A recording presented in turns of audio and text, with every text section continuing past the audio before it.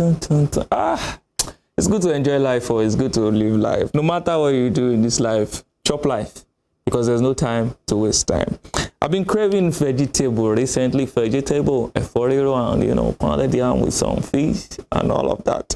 My name is Emmanuel Jadigele, Jadigele on Twitter. Welcome to Spring Trends on Western Spring Television, where I tell you who is trending, what is trending, why they are trending, and what people are saying about the who, the what, and the why. This morning, we are looking at what's going to happen in the next couple of days. Over the past few days, the internet has been abuzz with news that Ike Ekweremadu was sentenced to 10 years in prison in the United Kingdom for organ trafficking. But the reality, the truth of the matter is that he is yet to be sentenced. So any information you see about that is false. Please disregard that information. Ike Ekweremadu has not been sentenced. So let's see some of the back and forth that happened on social media as regards Ekweremadu's sentencing. The person who started it all was Amadu Garba. He said, if not for weakness of our system and stenches of colonialism, how can a senator of the Federal Republic of Nigeria, Ekweremadu, serve a jail term in the foreign land? Would America, the UK, or any European country allow that? No matter the offense, he deserves to be repatriated back to Nigeria, face Nigeria court, and be sanctioned by the Nigeria law. I see this as an assault to our sovereignty, laws, and the status of our statehood in the international sphere. But it was immediately tackled by Menzem, who said that the irony of your tweet is just a mere crocodile tears. Considering your hatred against Igbo nation, your Nigeria may be consoling evil. Igbos don't. If the UK found Ike Ekweremadu guilty of an offense, let him go to prison. That's how to build a sane society. And that's how it should be, regardless of status, social standing, or socioeconomic standing. Whoever is guilty of a crime should face the music. Oluomo of Debbie was responding to Indicator, who said this Ike Ekweremadu news I'm seeing like this, so it is well. Now this is the true thing. Senator Ike Ekweremadu will be sentenced on Friday the 5th of May. Any other news is fake news. RP Dr. Chinelo says, hey politician, go home and build standard, well-equipped international hospital. It will save you someday. You have the money. Stop building hotels in Dubai and the USA. Learn from Ike Ekweremadu. Arawa Twitter Connect says, Senator Ike Ekweremadu might be sentenced to 10 years in prison on Friday in the UK. The kind of justice we lack in Nigeria. Well, Valiant Samson Idowu Alaba says, does it mean we will not see Ike Ekweremadu throughout Tinubu's presidency? And also, does it mean the UK didn't treat Obasanjo's clemency letter? Well, there was no way, according to legal experts, that letter by former President Olusegun Obasanjo would have held any sort of water. Chichi says, I hope Oriaku Ike Ekweremadu is getting our own sentencing too. No be by to the dozioku. Tobe says, if we want to play the colonial racism card, we should have some shame not to play it on these elites who kill, steal, intimidate, and brutalize their own people. He was obviously trying to traffic the organ of his fellow countryman. BB says, while I sincerely empathize with the embattled senator, the fact is the law is not a respecter of position in sane society.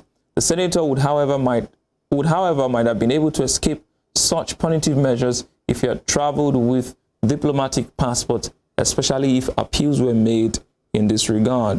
Odeleke says, if a former President Olusegun Obasanjo is begging the UK to bend her laws to accommodate a reprieve for Ike, you can imagine how Nigerian laws will be consigned to the dustbin if the case is tried here. How many senior government officials of other nations commit crimes in Nigeria? Now that's the real question. Those are the issues. How many of this government, when last did you hear that a foreign diplomat committed a crime in Nigeria and was sentenced to this or was arrested and all of that? You barely hear all of those things. But again, let's move away from Ike Ekweremadu and move over to the woman who has been in the news recently, Abike Dabiri-Rewa, the chairperson of the Nigerians in Diaspora Commission, NIDCOM, has just been reappointed by President Muhammadu Buhari for a second term as chairperson of NIDCOM. President Buhari approved her reappointment to serve another term. But let's see how Nigerians took it. It was some mixed some mixed conversation really yesterday all over the timeline. Some persons saying congratulations and others just being outrightly annoyed. So let's start with Savor. Savor says, it is only in Nigeria that failures are promoted and successful ones are demoted. Abike Dabiri, your reappointment speaks volume of lack of competent hands in APC government, and Buhari, great failure. Wike, reverse. Okay, those are just tags. Now let's continue. Let's continue. Next comment there comes from Chris. Chris says, personally, I don't think Abike is incompetent. She works hard. She's just very impulsive and uncouth in communication. Considering what her job requires her to be, her personality is unfit for the weight. Yeah, she's incompetent. Had me in the first half, I'm not gonna lie. Oluwashola says, this is a well-deserved reappointment because she has done so well as chairman of NATCOM. Congratulations to Mrs. Abike Dabiri Erewa. Majid says, I think she did well as per key performance indicators. We can argue that her approach and manners could have been better. And Abiodun says, similar to Ole Gunnar giving Harry Maguire the captain band. Harry Maguire just collects everywhere. There's no situation that Harry Maguire doesn't collect. I don't know the young man's offense. Please forgive him. Emeka Nadoze said, aside exhibiting bigotry and tribalism, what did Abike achieve in her first term? Nigeria rewards mediocrity. Olumide Moses Adefenyiti says, the more I learn about Honorable Abike Dabiri, the more impressed I am with her. Her wealth of experience in public service, her empathy for the diaspora, and her unrelenting passion for excellence make her the perfect fit for this role. Congratulations, ma'am. James Uchenna on with this says, a big failure at Muhammad Buhari rewards an apprentice failure at Abike Dabiri. 2015 shouldn't have happened. It will take a very long time to recover from this. Oguna Roni says, if anything clearly epitomizes the incompetence of Buhari as a president, it is the appointment of this individual. Mr. F, our last commentator, says, congratulations, Auntie Abike at Abike Dabiri. This is a testament to your good works and service to this country. Many more to come. Well, that's that for Abike Dabiri. Well, now let's move over to the Premier League, where the Gunners are back on winning terms. They're back to winning ways after yesterday's demolition of Chelsea 3-1. I mean, it was really, you can see the irony there. Noni Madueke having the scoreline on the back of his shirt.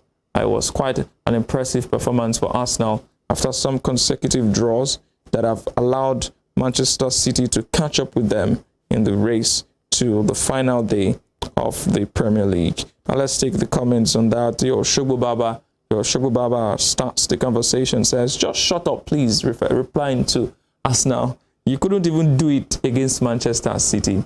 And the Olori herself immediately replies him saying, when I know if you beat anybody, them good. Them does a flog like thief with steel Maggie.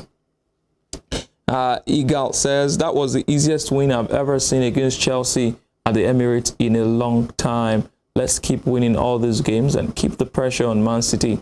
Hope they slip up. Well, that may be a tall ask. Their laser says it's not over until it's over. Don't let non-Arsenal or non-City fans tell you otherwise. They are all jealous of the great season you've had, even if you finish second. But believe, up the Arsenal. Wesley Kimbade says, Arsenal is going to finish trophyless this season. The earlier you accept this, the better. Ashiwaju of Kwara comes next, says, after failing to get a win in about 5 matches, that has almost cost us the EPL. But what matters is that they are back to winning ways. I don't know why people cannot just take it like that. Lokiman says, only takeaway from this match is Arsenal can't keep a clean sheet. And Michael Olise compliments that comment, saying, exactly, that's one fat hiccup.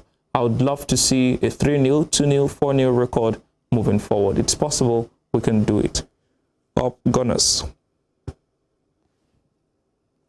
BK Avid Sales Mistro says, thank you for the win finally.